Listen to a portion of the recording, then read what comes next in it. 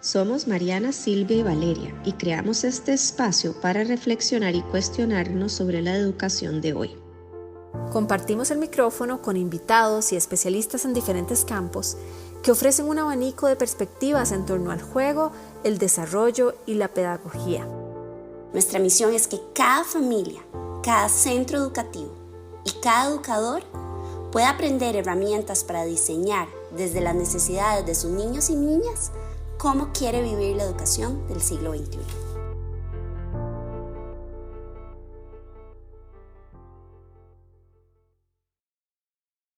Hola, soy Valeria Rodríguez y este es el cuarto episodio de la quinta temporada de La Educación de Hoy. Esta temporada está dedicada al desarrollo de los niños y las niñas. Y hoy estoy con Viviana Fernández, presidenta y cofundadora de Fundaprema, una fundación no gubernamental que brinda apoyo a las familias de niños prematuros en Costa Rica, y mamá de Mati, un niño que nació prematuramente. Hoy vamos a hablar con Viviana sobre el desarrollo prematuro prenatal, de su experiencia como madre y de los retos, dificultades y también grandes alegrías que viven los niños y sus familias. Bienvenida, Viviana. Muchísimas gracias, Vale, por este espacio, por invitarme. Esto es todo un honor, pues, poder hablar un poquitito de prematuridad, que es uno de nuestros objetivos como fundación, y de paso, pues, darles mi testimonio personal que nos ha llevado hoy a esta organización. Gracias, Vivi. Esta sesión, lo que teníamos preparado es que la vamos a dividir en dos. Una primera parte donde vamos a abordar el tema de la prematuridad, algunos conceptos básicos que las familias y las personas que nos escuchan necesitarían entender, digamos. Y una segunda que sería ya tu experiencia como mamá. Entonces, primero lo primero, hablemos de qué significa un nacimiento prematuro, hablar de prematuridad. Ok, un nacimiento prematuro es toda, digamos, nacimiento que se da antes de las 37 semanas de gestación. Después de las 37 semanas de gestación ya se considera un embarazo a término. Generalmente, o lo ideal, es que llegue a las 40 semanas, o sea, que ese embarazo tarde 40 semanas. Eh, si se viene antes de las 37, ya se considera prematuro. Ahora, hay diferentes clasificaciones de prematuridad con respecto a las semanas de gestación. Entonces, de 37 semanas a 34 es una clasificación que son los prematuros tardíos, después de 34 a 32 son los moderadamente prematuros, de 32 a 30 son muy prematuros, y los prematuros extremos, que son menos de 28 semanas. Entonces estamos hablando que sí son muchas semanas. O sea, si agarras un bebé de 28 semanas de gestación con respecto a las 37 mínimas que se corresponde el embarazo a término, pues ya estamos hablando de 9 semanas. O sea, es un montón. Y de ahí para abajo, ¿verdad? Y ahí empezamos ya a rondar lo que es la viabilidad, según los médicos, ¿verdad? Es un término muy feo, pero quiere decir, bueno, cuáles son las posibilidades de que este bebé sobreviva fuera del útero materno. Entonces, eso tiene ¿verdad? Todas sus consecuencias. Entre más prematuros, o sea, generalmente es más el riesgo de complicaciones o de secuelas que puedan sufrir estos bebitos, más la estancia hospitalaria, porque requieren más apoyo. Obviamente necesitaron, por decirlo así, más horneo en la pancita de la mamá, y pues eso, el impacto va siendo mucho mayor. Sin embargo, nunca menospreciamos esa mamita que tal vez pueda tener unas 35, 36 semanas de gestación, que su bebé haya necesitado tal vez un par de días en el hospital, porque una de las cosas más fuertes es de llegar a casa sin tu bebé en brazos, ¿verdad? O sea, y de hecho solo pasar por esa etiqueta de parto prematuro ya como que enciende todas las alarmas en la familia, porque es algo que nadie se espera. O sea, estás embarazada, y desde que estás embarazada estás muy ilusionada y querés hacer cuentas con todas esas 40 semanas. O sea, planeas el baby shower, el cuarto, ahora todo el proceso, digamos, psicológico, emocional de esa familia, porque viene la llegada del nuevo miembro o miembro, o sea, un nuevo bebé a la casa. Se preparan a los hermanitos, si fuera el caso, y todo, y de pronto viene la bomba atómica de este parto prematuro y no es algo ni que nadie se espera ni que nadie contemplaba. Entonces nos agarra como muy fuera de base. Y si a eso le sumamos todas estas capitas de estrés, dependiendo de qué tan prematuros o con qué complicaciones se vayan a enfrentar en su estancia hospitalaria, pues todo empieza como a sumar, ¿verdad? Y también está por el tema de peso, o sea, también los prematuros se clasifican por edad gestacional y por bajo peso. Generalmente se considera un bebé de bajo peso cuando nace con menos de 2 kilos. Entonces, incluso podríamos tener un bebé a término que por alguna condición médica de la madre o de la, digamos, restricción de crecimiento de la placenta o lo que sea, ese bebito no se alimentó lo suficiente y entonces cae dentro de bajo peso. Tal vez no se, digamos, cataloga como un prematuro, pero sí requiere hospitalización Ok. o por lo menos hay algún engorde o algo. Igual hay bebés a término que requieren cierta hospitalización. Entonces, las unidades neonatales no solo están llenas de prematuros, sino es cualquier neonato que requiere, digamos, algún apoyo médico o algo que lo restrinja a irse para la casa cuando nace. Y Vivi, una pregunta, digamos, en Costa Rica, o no sé si en Ujú, Costa Rica existen estas cifras o es a nivel mundial, ujú. ¿qué tan frecuente es que a una mamá pues le llegue, como vos decís, esa bomba atómica? Bueno, en Costa Rica hay tema como país no somos muy buenos con la data, así como otros países, pensando en inclusive que tenemos un sistema nacional de cobertura, ¿verdad? La Caja Costarricense de Seguro Social, en teoría, la mayoría de los nacimientos, la gran mayoría se dan a nivel público, y tenemos el EDUS y todo, como que todo debería estar muy digitalizado, y si tenés ¿verdad? Aquí es el límite, 37 semanas o no, prematuro o no, vieras que sí hay mucho subregistro, pero se habla de alrededor de unos 5.000 nacimientos al año, correspondiente a una tasa de prematuridad como del 11%, Ok, cuando el promedio a nivel mundial es del 10%. O sea, siempre se quiere usar la cifra de 1 de cada 10 bebés nacen antes de tiempo. Hay países desarrollados que manejan tasas de prematuridad del 7% o menos, y hay países obviamente en vías de desarrollo, inclusive con mayor, o sea, con un índice de desarrollo más bajo que el de Costa Rica, que podrían andar en tasa de prematuridad del 15%. claro. Entonces, eso es una fotografía, de hecho, del sistema de salud, Ajá, del más que control de la perinatal. realidad. Exactamente, hay toda una fotografía socioeconómica de país también, la tasa de prematuridad. Y digamos, ¿cuáles son causas, si se conocen, para que, Ujú, ¿verdad? Como para que que tengas que pasar por un parto prematuro o no. ujú. Bueno, causas hay algunas que sí son conocidas, muchos de estos son desconocimiento, mucho se le atribuye a que hace falta más investigación, ¿verdad? La población eh, de mujeres embarazadas, hacer todos los estudios clínicos es complejo, ¿verdad? O sea, ¿quién embarazada se va a prestar para todo eso? Entonces no hay tanta investigación como se quisiera en Ok, comparación a otro tipo de pacientes, tal vez, pero las causas que sí son conocidas, digamos, tenemos el uso de drogas o de alcohol, fumado, la edad, digamos, de la madre. Es muy común, digamos, en madres adolescentes tener un parto prematuro, a como es también, digamos, un factor de riesgo para las mujeres de mayores de 40 años. Está los embarazos múltiples, por ejemplo, como me decía el ginecólogo, o sea, los seres humanos estamos hechos para de uno en uno. Ya cuando son más de uno, ya se considera un alto riesgo porque de donde va uno tienen que caber dos o tres o cuatro, ¿verdad? Dependiendo del embarazo múltiple. Están condiciones propias de la mamá, por ejemplo, que sea hipertensa, que sea diabética, que tenga problemas renales. O sea, todos estos son enfermedades crónicas que podría tener ya la mamá, que en un eventual embarazo, pues sí, la catalogaría como alto riesgo y con, digamos, cierto riesgo de un parto prematuro.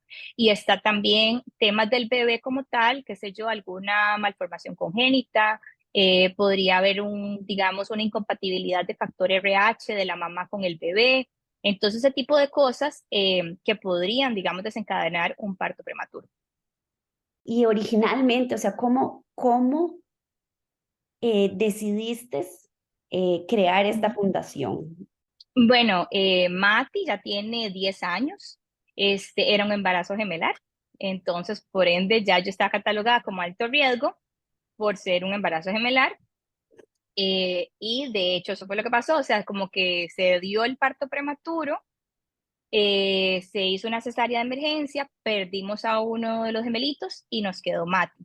Y estos nacieron de 28 semanas de gestación, pero por ser dos tenían un peso y talla como de 26 semanas. Entonces eran flaquitos y chiquititos, cosa que también, por eso te digo, el peso hasta en la edad gestacional influye mucho en qué tan fuerte puede ser ese bebé, porque no solo por edad gestacional, hay hay por genética, hay bebés que vienen más grandes, cuando son 2 o 3, pues se tienen que alimentar a veces de la misma placenta. Bueno, la mamá tiene que ver, el cuerpo es muy sabio, pero tiene que alimentar y desarrollar a dos, y a veces no van al mismo ritmo, digamos, los dos. Y entonces me vi muy perdida, o sea, hace 10 años no existía Instagram, lo que existía era Facebook.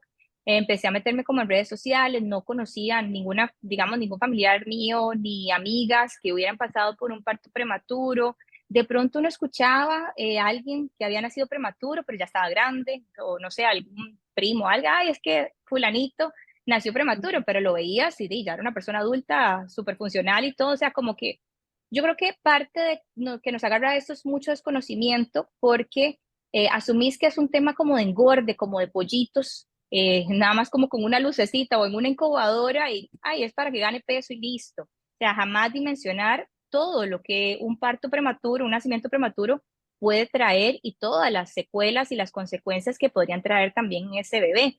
Entonces, como vi tan perdida, empecé como a meterme en Google, Facebook, a buscar grupos de padres, vi que no había nada en Costa Rica y se me ocurrió, e hicimos mucho vínculo las mamitas que conocía en el hospital, y encontré mucha información en otros grupos a nivel mundial y se les empecé a compartir. Entonces empecé a hacer un grupo de Facebook privado, como para compartir esa información, como para que no le saliera como a todos mis contactos y a todos mis familiares, sino que fuera como muy propio de la gente que realmente quería estar informada de esto.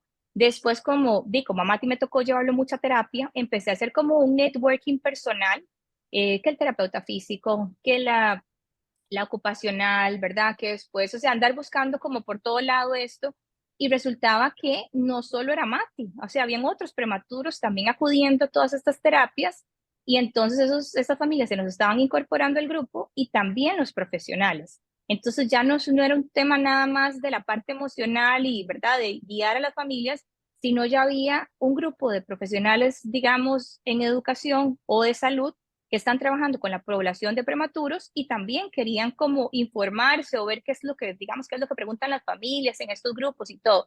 Y empezamos a celebrar, si se pudiera decir la palabra celebrar o conmemorar mejor, el Día del Prematuro, que yo empecé a ver que a nivel mundial se estaba haciendo el 17 de noviembre, y por ahí que nos quedamos como organizando esa actividad entre las familias, muy informal, un picnic en la sabana, o sea, algo como de un espacio como para, ¿verdad? Para decir, aquí estamos de los mismos. Y después empezamos a traer, nos salió un proyecto con la UNED, y ya la UNED sí nos dijo, vea, podemos darles recursos, pero no a un grupo de Facebook. O sea, necesitamos que ustedes se formalicen, porque de verdad a nivel estatal se pueden hacer alianzas y se puede trabajar muchos proyectos, pero no con un grupo de Facebook. Y ese fue como el empujoncito para decir, ok, necesitamos una organización jurídica, y pues sí, se nos metió que era fundación por ser fundación y no asociación, pensando en la connotación de credibilidad que tienen más las fundaciones que las asociaciones. Era mucho más complejo de inscribir, pero al fin y al cabo nuestro norte estaba como muy marcado, y al final sí la inscribimos entre 3 mamitas que también habíamos tenido prematuros, y que actualmente también ellas siguen formando parte de Fundaprema. Claro, y me parece como muy, muy conmovedor. Creo que muchas cosas. Una, de este dicho, ¿verdad? Que dice como que se necesita una tribu para criar un niño. Y Total. ustedes que son madres, que han pasado por un proceso tal vez disímil a, ¿verdad?, a lo que tienen más cercano, lo importante también que me parece de una información que sea de buena calidad, o sea, fidedigna, porque ahora estamos, tal vez cuando empezaste solo estaba Facebook, pero ahora hay, ¿verdad? Hay unas redes inundadas de información, no necesariamente, ¿verdad? Ni basada en Claro. evidencia científica. Y creo que este espacio, el podcast, está de hecho pensado para informar a las familias para que puedan tomar las mejores decisiones. O sea, que una vez que tengan la información ya puedan tomar la decisión. Y sobre eso, tal vez preguntarte como qué cosas, no sé si es, ¿verdad? Si es una pregunta como compleja, pero qué cosas te hubiera gustado saber en ese momento, que alguien te pudiera decir como, ¿verdad? Vivi, estas 3 cosas Son importantes. Estas, ¿verdad? Sí. Tranquila, y estas Ujú. 3 cosas necesitas saber. Ahora, 10 Bueno, yo años creo después. que sí, lo primero es sentir, ¿verdad? O sea, yo creo que la maternidad en general, como decís vos, está cargada de muchos miedos, especialmente cuando somos mamás primerizas, eh, mucho tabú, está asociado a nuestras formas de crianza, ¿verdad? Lo que hemos visto, digamos, las vivencias de otros antes de ser mamás. Y entonces hay mucho desconocimiento y mucho, digamos, o sea, como un panorama muy confuso y mucha expectativa que puede tener también la mamá embarazada de lo que va a ser su maternidad y lo que va a ser ese bebé. Entonces yo creo que lo primero es la culpabilidad. Todas las mamás de prematuros sentimos que el cuerpo nos traiciona porque no es algo que tenés control, o sea, no es como que yo me acuerdo, yo le decía a Iri, pero es que si cierro las piernas y no sé, y me quedo acostada y me verdad, reposo absoluto, eso me va a garantizar que no haya un parto prematuro. O sea, sería genial, o tomes esta pastillita, ¿verdad? Y entonces, o este medicamento y se evita el parto prematuro. Realmente, entonces sí hay como una sensación un poquitito amarga entre tengo que aceptar este parto prematuro y aceptar mi cuerpo, porque al fin y al cabo es el que Claro. está gestando. Por ejemplo, yo te puedo dar el ejemplo, en mi caso era por un embarazo gemelar, que verdad que todo como que se complicó, pero yo tenía 28 años, ¿verdad? Me consideraba una persona saludable, no fumaba, no tomaba, no hacía droga, o sea, exacto, cuando haces el checklist de las causas, realmente, digamos, que hay evidencia científica de causas de parto prematuro, excepto el embarazo múltiple, yo no calzaba en las demás. Entonces es como el bombazo de sentirme de que hice mal o si pude haber hecho algo distinto. Entonces yo creo que lo primero y que siempre les damos acompañamiento a las mamás es esa culpabilidad y esa aceptación. Entre más rápido aceptes de esto es lo que hay, esto es lo que tocó, gracias a Dios existe el sistema de salud que tenemos y entonces, ¿verdad? Dice, puede acudir a la caja y reciben estos bebitos y dan todo para que sobrevivan, es no sentirme culpable, ¿verdad? O sea, es decirle a la mamá, trate de hacer las paces con usted misma, es un proceso muy personal de culpabilidad porque después empezás todo lo que da la maternidad, que le puede, o sea, toda la culpabilidad que le dan a las mamás hasta de los bebés a término, de que si trabajas o no trabajas, que si te quedas Ujú. en la casa o no te quedas en la casa, la lactancia materna, por ejemplo, que es otra cosa que en los hospitales obviamente presionan, nosotros abogamos montones por la lactancia materna, pero sabemos que el mensaje en la mamá es otro estrés más o otra razón por la cual te puedes agarrar con tu propio cuerpo, porque de pronto, entonces, de no fui buena en mi lactancia o de tuve que recurrir a la fórmula, y entonces otra vez el latigazo de me voy a culpabilizar porque mi cuerpo nuevamente me vuelve a traicionar, obviamente entre comillas, porque no es así, pero así se siente, o sea, emocionalmente si hay un bombazo bien fuerte. Entonces, para mí lo primordial que la mamá, o sea, una de las partes de, bastante principales para este camino, digamos, de aceptación o de recuperación o de empoderarse para estar ahí y ser esa mamá fuerte para ese bebito, es de como perdonarse, como ir haciendo las paces con ese parto prematuro.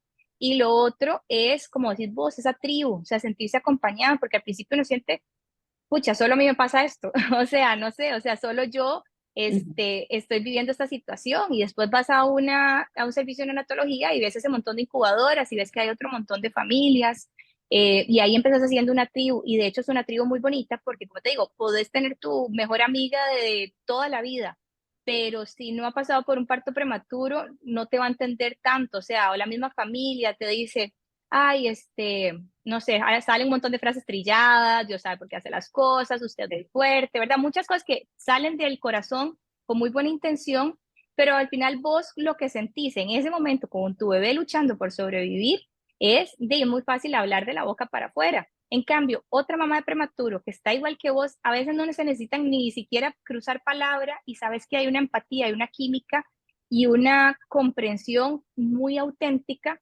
de yo también estoy ahí con vos, yo también siento lo que vos sentís. Y ese también es el corazón de Fundaprema, es decirle a esas mamitas y a esas familias, ustedes no están solos, ya yo lo he pasado, ya yo lo he vivido y podemos compartir experiencias. Y tal vez una tercera idea es un día a la vez, a tener un cable a tierra donde muchos de estos bebitos van una hora a la vez, y así te lo dicen los médicos, vamos una hora a la vez, en este momento está crítico, pero estable, y de pronto se pueden desatar todas las alarmas y todo el mundo corra, hace un paro, hace una apnea, y vamos para atrás y no sabemos, ¿verdad? Y todo el mundo sostiene la respiración porque no sabemos qué va a pasar.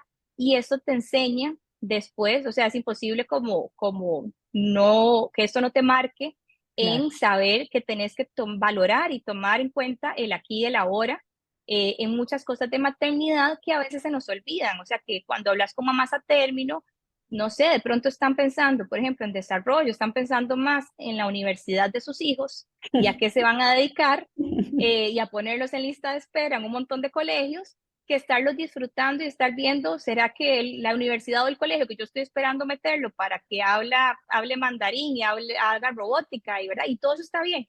Sí, de pronto, sí, al bebé lo que le va, o a esa personita lo que le va a gustar son las artes, la danza, no sé. Entonces, cuando vos hablas con una mamá a término, ese tipo de cosas las agarras más rápido, ¿verdad? Como decir, escucha, no estamos en el mismo tema o en la misma prioridad, tal vez, de cosas para compartir, porque una mamá de un prematuro tiene como esa cicatriz de casi se muere mi bebé o estuvo luchando y entonces mejor lo aprovecho ahora o mejor me enfoco, digamos, en cosas un poquitito más a corto plazo y no tanto a esa maratónica de que tenga 20 años.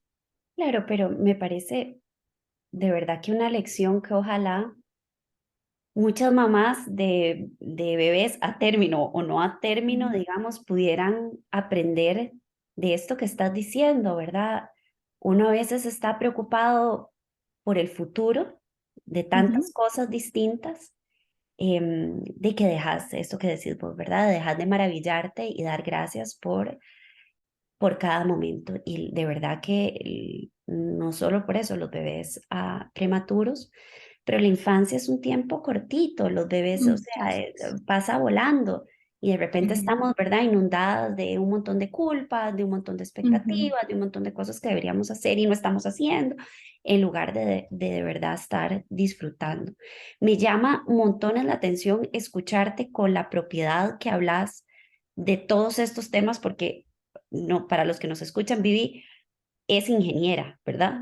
Sí, nada que ver, ingeniera en alimentos, o sea. Ingeniera en alimentos y te tocó aprender esto de Ujú, cero, o sea, ujú. y metida en este torbellino de emociones y lo que decís de culpas y demás. Em, Me parece como muy poderoso este camino y recientemente venís, ¿verdad? De un proceso profesional internacional también. Ujú. Sí, bueno, sí, como decís vos, o sea, me ha tocado informarme y también como dijiste anteriormente, o sea, en internet uno se encuentra de todo, o sea, yo a las familias digo, traten o eviten el Google porque obviamente es lo que está a mano, es lo que todo el mundo con internet, con un celular, diva, el doctor dice, no sé, enterocolitis necrotizante, y uno viendo a ver cómo retiene eso y después Google, ¿verdad? O sea, eso, y te encontrás cosas de terror, y como decís vos, o sea, y también empezar a discernir, bueno, esta página es un blog de una mamá que nada más contó su experiencia personal, o estamos hablando de una revista médica que viene con un montón de cosas, que viene con un estudio clínico, o no sé, o sea, hay que ir diferenciando un poquitito como ese tipo de información y a veces también te encontrás, ¿verdad? Sí, diagnósticos de terror con un desenlace terrorífico. Por ejemplo, yo te puedo decir parálisis cerebral, o sea, llegar a googlear parálisis cerebral infantil y o sea, se le para la peluca a cualquiera y obviamente viene un montón de tabú, digamos, de por medio y meterse como en estos temas o en estos diagnósticos que podrían tener una secuela permanente, ni siquiera temporal. Entonces, como te digo, es adelantarse a un panorama que no necesariamente es el que se va a vivir, aunque se tenga ese diagnóstico, porque sí, los diferentes factores ambientales, genéticos, emocionales van a hacer que el mismo niño o niña con un mismo diagnóstico tenga de pronto un desarrollo distinto. Entonces, no siempre está escrito en piedra lo que dice Internet. Entonces, sí es súper importante ir, digamos, diferenciando eso. Y lo otro es ir aprendiendo mucho de esos profesionales. O sea, el tema de las terapias y los apoyos cuando están estos bebitos pequeños, entonces aprendes mucho, que tampoco es una misma receta para todos, que no es solo una condición. Como te digo, en esa sala de espera antes de una terapia, encontrás, o en el mismo hospital de niños, encontrás familias con otros diagnósticos y otros chicos, y entonces vas viendo y vas aprendiendo también de camino. Con Fundaprema para podernos nosotros también capacitar para poder acompañar a las familias, siendo no profesionales de la salud, como te digo, o sea, no soy ni tampoco soy del área de educación ni desarrollo infantil, pues nos ha ido a tocar capacitarnos más. Nosotros pertenecemos como Fundaprema a una red internacional, la más grande a nivel mundial, que se llama EFMI, que tiene su base en Europa, y pues obviamente ellos nos mandan campañas digitales. En este momento estamos de hecho en campaña de preeclampsia porque ayer fue el Día Mundial de la Preeclampsia, uno de los, digamos, de las causas principales de un parto prematuro, pero dependiendo del año, donde podemos hacer campaña de autismo, campaña de virus respiratorio syncytial. Entonces hay temas muy técnicos, pero los trasladamos al lenguaje más coloquial, más que las familias puedan entender, y vamos abriendo, digamos, no solo es hablar de la información como tal, sino también dar un panorama esperanzador, o sea, que las cosas pueden ser distintas, o que hay maneras de prevenirlos, o que hay cierto tratamiento disponible. Entonces nos ha tocado, o sea, me ha tocado leer estudios clínicos y, digamos, en revistas científicas y poder interpretar esa información. Entonces, o aprender de ciertos temas de salud o de desarrollo. Entonces, el camino nos ha llevado como por acá. Mati es un prematuro secuelado. Mati tiene un diagnóstico de parálisis cerebral y tiene discapacidad múltiple. Entonces, para nosotros como familia, para mí, digamos en lo personal como mamá, la prematuridad no terminó. O sea, yo pasé de un bebé exacto prematuro con la etiqueta prematuro a pasar a un, digamos, un diagnóstico de discapacidad infantil y todo lo que eso conlleva. Entonces también, ¿verdad? Empezar, bueno, entonces ya ahora va a entrar al kinder, ¿a dónde lo voy a meter? A la escuela. En este momento él está en 4º grado. Y empezar a bailar un poquitito por todo lado, tal vez, ve, ya, porque uno anda buscando otros tipos de apoyos para él, anda buscando la inclusión, digamos, que es muy utópica, que es muy difícil, yo sé, pero digamos que es lo que se merecen. O sea, que no soy tal vez de esas mamás de me voy a quedar de brazos cruzados donde me quede y listo, sino decir estas cosas pueden ser distintas. Y mucho con Fundaprema ha sido eso, y trabajar con los hospitales es tratar de convencerlos de que hay formas distintas de trabajar y de hacer las cosas y no tan tradicionales como lo vienen haciendo, lo vienen practicando, y que la familia es como tan importante, porque también estos bebés, está bien, el hospital se preocupa, digamos, porque sobrevivan, el personal médico de enfermería, y lo mandan para la casa. ¿Y qué hace esa familia? Tiene que darle ese ambiente, ¿verdad? Vivi, y hablando sobre esto del ambiente y cómo hace, o digamos, cómo puede influenciar entre un diagnóstico y otro, ¿cuáles crees que son derechos o cosas que las familias deberían, sí, derechos que las familias deberían tener Ujú. a raíz de un parto prematuro? Y que hace un momento dijiste que Costa Rica estaba un poco como atrás en muchas de las prácticas que Sí. suceden, digamos, a nivel internacional. Sí, lo primero, pues es el derecho a la información. Como te digo, es tanto lo que pasa por la cabeza de una mamá o un papá de estos que a veces, ¿verdad? Uno se bloquea mucho mentalmente, y a veces los doctores hablan y hablan y hablan y como que te da como miedo, o no estás digiriendo lo que el doctor te está diciendo en ese momento. A veces no son muy buenas noticias.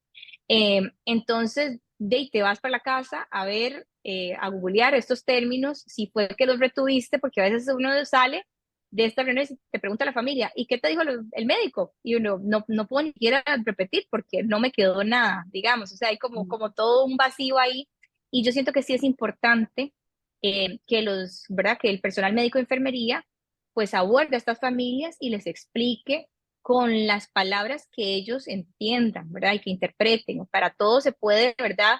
Eh, Usar el canal de comunicación que más les sirva a las personas, garanticen que los estén entendiendo. Porque a veces, como te digo, no son, o sea, decirle a un papá o a una mamá que su hijo probablemente tiene una lesión cerebral que viene acompañada de un muy posible diagnóstico de parálisis cerebral infantil, ya ahí todo lo que digan después de esas palabras no las van Ya a no retener, digamos. procesaron. Entonces, como tener un poquitito, ya no procesaron, o sea, te quedas ahí con esa bomba atómica, pero sí es importante que, digamos, decir, bueno, te voy a dar el espacio, dijérale un ratito, llore, patalee, ¿verdad? Todo lo que se necesite hacer, y después venga con las preguntas, porque las preguntas van a salir eventualmente.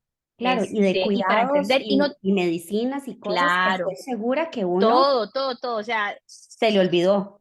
se viene, se viene una avalancha de preguntas y de miedos y que en ese momento, si esa enfermera o ese médico trata, digamos, como de tirarle toda la información de una sola vez, evidentemente no va digamos, la familia como a retenerlo. Y lo otro es tomando en cuenta también, digamos, el nivel académico de esas familias. No le vas a hablar, digamos, con los mismos términos a una mamá con un título universitario que a una mamá que no ha terminado el sexto grado. Todas son igualmente mamás, todas igualmente tienen derecho a entender la información de los diagnósticos de su bebé. Entonces, eso siento que por ahí estamos fallando un poco a nivel de sistema, ¿verdad? Porque los mismos doctores y los mismos enfermeros están como, esto es su pan del día a día. Entonces se vuelve tan común, tan coloquial, que a veces ellos, ¿verdad? No están abordando a las familias de una forma más individualizada para saber que esa información les está llegando y les está llegando de una manera que ellos están entendiendo, porque de que les está llegando yo puedo decir y hablar muy técnico, como te digo, y empezar a usar todos los diagnósticos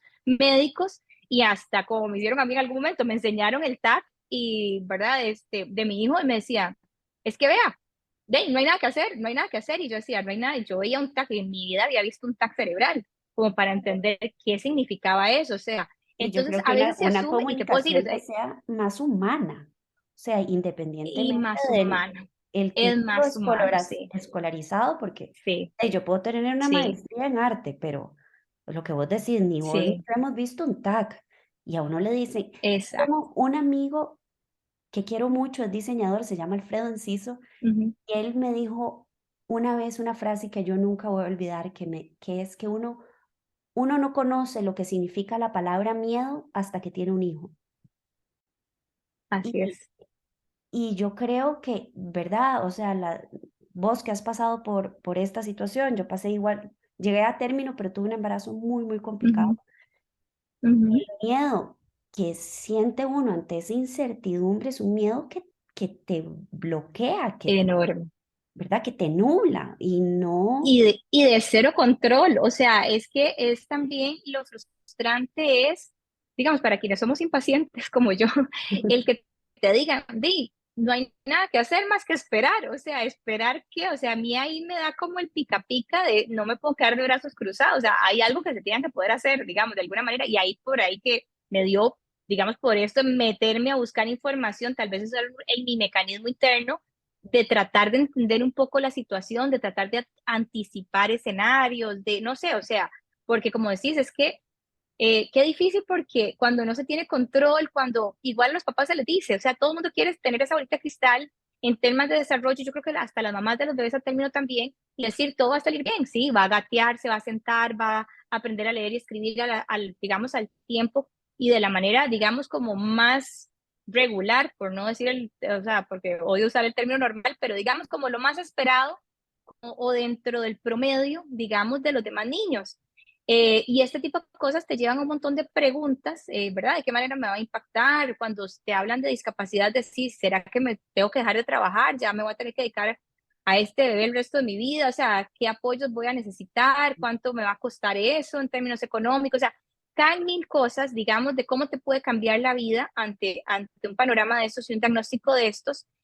Y o sea, y se hace uno tanta cosa que sí es importante que esa familia tenga la información y la entienda, porque así se empodera, y el que se empodere no quiere decir que me va a cambiar el panorama a mí, hijo, pero sí vas a estar más proactiva o vas a estar de una manera mucho más presente para poder, digamos, por decirlo así, agarrar el toro por los cuernos y no simplemente dejar que te revuelque y te pase por encima eh, ante las circunstancias, ¿verdad? Es algo muy, muy personal y como te digo, mentalmente, emocionalmente, o sea, pega bien duro y aunque tengas, digamos, un papá o una mamá, por ejemplo, que sean pareja, que, ¿verdad? Que estén los dos ahí al pie del cañón, son personas individuales y lo interpretan distinto y se manejan distinto, digamos, las emociones. Entonces, hasta eso, o sea, el impacto en un matrimonio, en una pareja donde, digamos, qué sé yo, la mamá podría llorar todo el día y el papá se hace el fuerte, pero resulta que el papá también se quiebra por otro lado o empieza a tomar, o sea,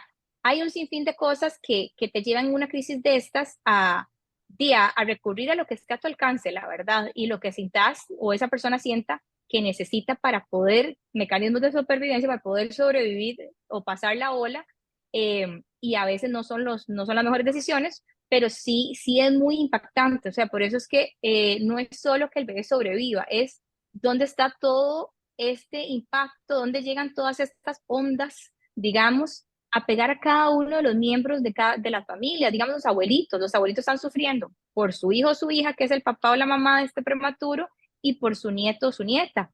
Entonces a los abuelitos los vuelca, a los hermanos, ¿verdad? Que a veces no, digo, uno no los contempla, pero resulta que el hermano, independientemente de la edad, dice, está preocupando por su mamá porque estaba embarazada, tal vez la habían hospitalizado como esposo, tal vez viene de un embarazo de alto riesgo, ya no me puede alzar, ya no puede estar conmigo, está en el hospital, está en reposo, en cama, y de pronto hay un bebé en hospital, mi mamá y mi papá tienen que estar metidos ahí, entonces a mí me mandan con la abuelita, con la vecina, con la amiga, Entonces, ¿qué pasa? O sea, nadie se puso a explicarle a ese hermanito o esa hermanita la situación, y volvemos al tema de la información, a una madurez o a una información que pueda digerir ese niño o esa niña, porque también es eso, o sea, no le vas a tirar todos los términos médicos a un chiquito de 5 años. Entonces, ¿verdad? O sea, nadie como que le da la importancia a Sí. la familia como un núcleo, como una dinámica.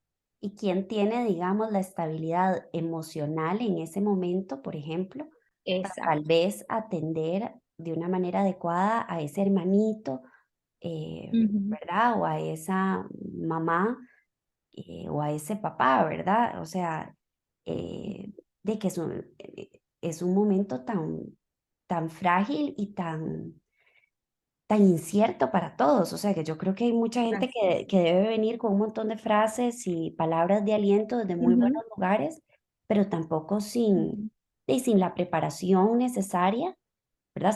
Es que es psicológica que ocuparían, Sí, exacto, ¿verdad? Toda la exacto. familia para abordar una cosa así. Y que lo que vos decís, Sí, perdón, seguí, perdón. no, no, perdón. O sea que sí, es que el tema, digamos, lo principal es que esa familia o esa dinámica vaya funcionando con todo lo que eso implica, ¿verdad? Obviamente la mamá nunca va a decir, ay, sí, me siento bien y mi bebé está hospitalizado, o ese papá, pero que se le brinde las herramientas, que se le brinde la contención para que mentalmente sí se puedan, digamos, enfocar un poco mejor en ese proceso, digamos, médico del bebé.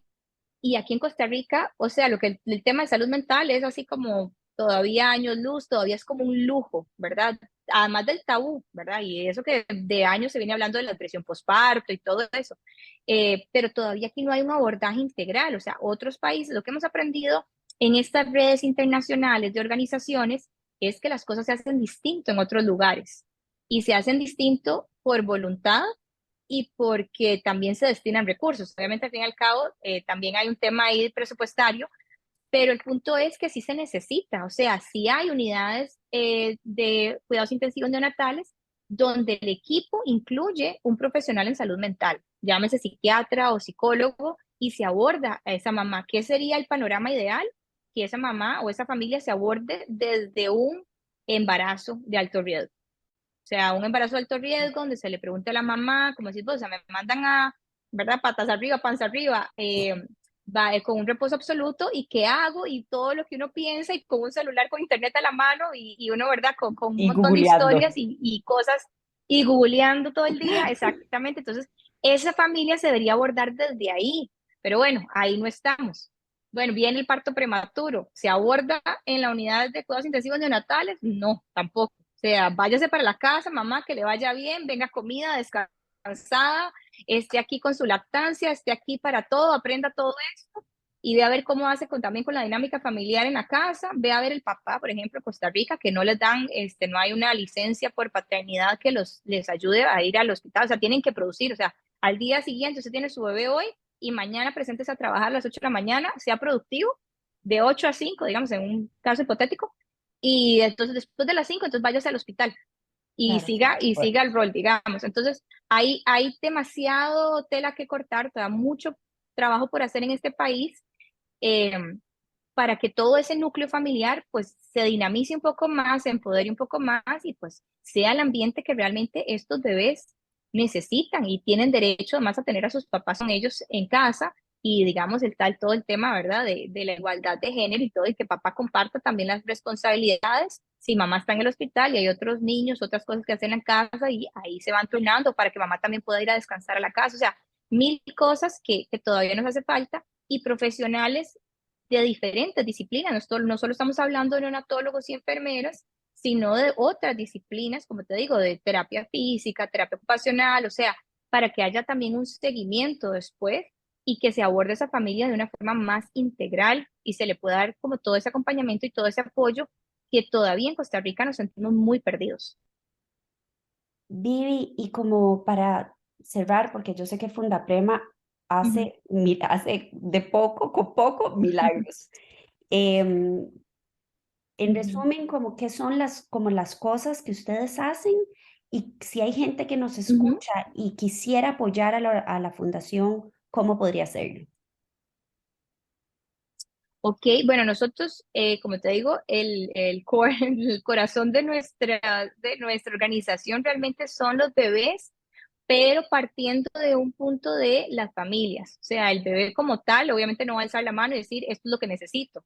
Son las Ujú. familias las que se vuelven como voceras de estos bebés. Entonces, trabajamos con ellos todo lo que sea cuidados centrados en la familia, todo lo que vaya a ser que de los cuidados hospitalarios se puede involucrar a las familias, se puede involucrar a papá, por ejemplo, que es una figura papá hombre, que es una figura que se invisibiliza mucho con todo esto del nacimiento. Todo el mundo se preocupa en la mamá, en el bebé, verdad, hay una cultura machista y todo, papá de verdad quedó pintado en la pared, y también les afecta. Y hay papás muy buenos y papás muy empoderados que pueden ser de gran ayuda y tienen todo el derecho de estar también compartiendo y estando ahí al pie de la incubadora con su bebé, o de cangurearlos y de participar de ciertos cuidados activos. Entonces tenemos varios programas en los hospitales que van enfocados como en esto. O sea, trabajamos de la mano con 10 unidades neonatales para que estos papitos se involucren más. La pandemia nos vino a hacer así como esa pausa tremenda, donde fue restricción de un montón de cosas y más distanciamiento, pero nuestro objetivo principal es que las familias no sean visitas de sus bebés. O sea, no es un paciente hospitalario adulto, por ejemplo, que vas a visitar, ¿no? Esto es un bebé que necesita a su familia ahí, y que hay cuidados, por ejemplo, lactancia materna, cancureo, que no se los va a dar ningún médico, ningún personal de enfermería. O sea, son las familias, y que después estos bebés van a egresar y van a ir a la casa. Entonces queremos que esas familias tengan esa educación, o sea, la parte de desarrollo, contemplar la edad corregida en ciertas cosas, ciertos diagnósticos, ¿verdad? Después viene la parte escolar, como te digo, que empiezan, ¿verdad? Después de que se olvidaron de que tenían un prematuro, llegan a los 6 7 años ¿verdad? Y les cae el sistema educativo, y decir, ok, ahora sí necesita apoyos en estas áreas. Entonces también todo eso es todo un tema. En España ya contemplan la prematuridad para el ingreso de la edad escolar, o sea, para primer grado. Estamos hablando de niños de 7 años que, si fueron prematuros, podrían entrar a un año menos de lo que les correspondería por su edad de nacidos, digamos, cosa que no se contempla todavía aquí en Costa Rica, obviamente, ni en muchos países de Latinoamérica. Pero entonces otros países europeos sí van como más adelante. Y lo otro es eso, o sea, hacemos mucha campaña en redes sociales para que, si estoy embarazada de alto riesgo, y quiero saber, o acabo de tener un bebé prematuro, ¿qué es lo primero que hago? Porque no puedo bombardear a las familias, como te digo, de información. Casi que siempre el consejo cuando nos escriben abuelitas o tías, o verdad, cuñadas, es: deje que la familia pida ayuda y busque la información a su ritmo. Y una de las maneras que es como mucho más agradable y más llevadero es las redes sociales. Yo me puedo meter, no le tengo que contar a nadie en mi casa que me estoy metiendo, y estoy revisando, estoy leyendo testimonios, ¿verdad? Porque en noviembre es el mes más activo para nosotros en redes sociales, y muchas familias nos comparten testimonios. Entonces a veces son unas historias de terror que terminan con un desenlace muy positivo. Igualmente nos toca, ¿verdad?, dar el lado crudo de la prematuridad, y es que la prematuridad mata. O sea, hay muchos bebés, se dice que 1 millón de bebés a nivel mundial mueren cada año debido a complicaciones de un parto prematuro. Como te digo, yo tengo un gemelito que falleció. Entonces me identifico mucho con no solo pintar, digamos, muy bonito la prematuridad con casos de éxito, sino hablar las cosas como son y verdad. Entonces hablemos entonces de control prenatal, hablemos de investigación para ver estos casos de parto prematuro, o de posibles tratamientos o medidas preventivas.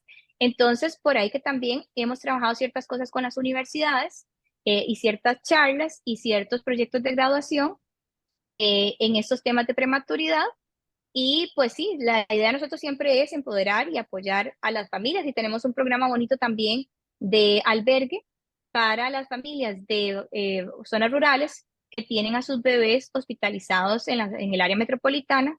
Los hospitales con cuidados intensivos más especializados están en San José. Entonces, si mi bebé nació en San Carlos, en Punta Arenas, en la zona sur o en Limón, y requiere un cuidado especializado médico, va a venir a ser trasladado a San José. Y por ende, los papás tienen que ver qué hace, porque aquí el hospital, obviamente, dile, hospeda al bebé, por decirlo así, o sea, los cuidados tiene el bebé en el hospital, pero los papás tienen que ver dónde se quedan. Y a veces son hospitalizaciones de semanas, de meses, entonces también tenemos un programa ahí para albergarlos y hospedarlos, porque apoyamos 100% que las familias estén presentes y en esa lactancia materna que también tanto les ayuda a estos bebitos a salir adelante. Muy Ah, bien. bueno, y si quieren ayudarnos en redes sociales o en WhatsApp, ahí como Fundaprema, pues obviamente les podemos brindar más información o en la página web. Sí, nosotros también lo vamos a compartir de fijo Ujú. de las plataformas del podcast. Agradecerte de verdad tu tiempo y todo este conocimiento que has construido, que estoy segura que no ha sido un camino fácil, y que Mati tiene o sea, ha tenido la suerte de tener una super mamá que no solo ha sido una campeona para luchar por él, sino unirse a otro montón de mamás que si no fuera por este trabajo que estás haciendo, lo estarían haciendo dentro de mucha oscuridad. Entonces, te lo agradezco mucho el tiempo y nada, espero que de verdad mucha gente que esté escuchando este podcast apoye a la fundación y si tienen familiares también que están pasando por una situación, estas palabras también les sirvan para orientarlos un poquito. Muchísimas gracias, Vale, de verdad por el espacio. Como te digo, cada espacio que nos permita a nosotros educar y sensibilizar y concientizar en temas de prematuridad, pues es súper bienvenido. Y a mí personalmente para contar pues la historia mía, pues también es algo difícil, pero es liberador, es sanador, porque también se trata de conseguir como una misión a todas estas cosas, como decís vos, a este camino recorrido. Así que muchísimas gracias a las personas que también nos vayan a escuchar, pues muchísimas gracias por su tiempo.